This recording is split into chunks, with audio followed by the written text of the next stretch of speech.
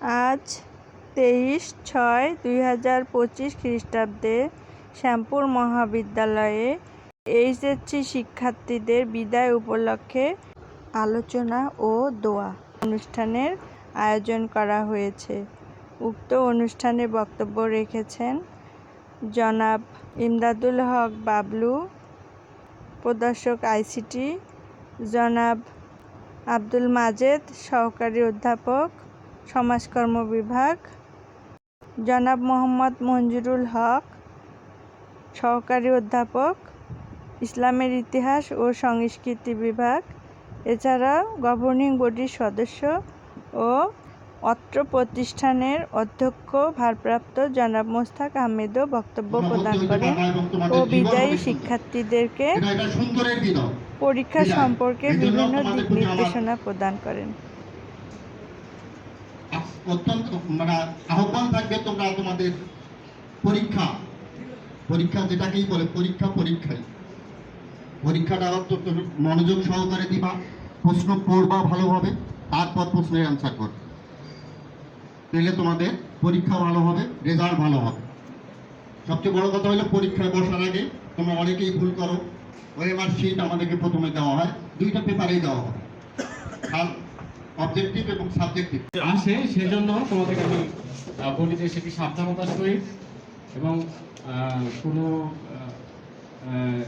অসৌজন্যমূলক আচরণ না করে সুন্দর সুষ্ঠুভাবে পরীক্ষা অংশগ্রহণ করো।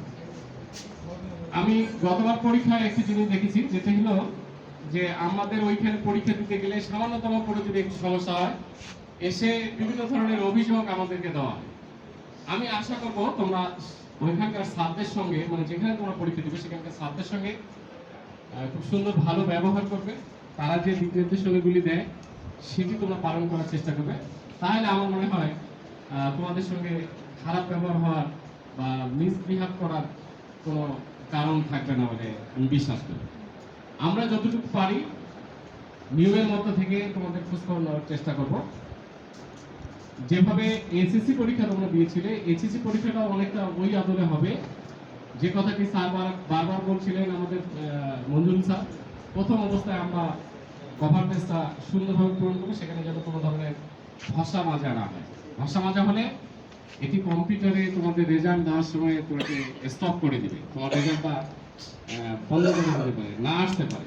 সেজন্য এখানে খুবই ঠান্ডা মাথায় সাবধানতার সহিত কভার পেজটা পূরণ করতে হবে। কভার পেজের পরে আরেকটি পাতা আছে, যে পাতাটি থেকে এখান থেকে লেখা শুরু করে তার উপরে একটু বর্ষ, সেখানে যা লেখা আছে, যে শব্দগুলি লিখতে তোমাকে বলা হয়েছে সেই বিষয়গুলি তোমরা লিখে শুরু করবা।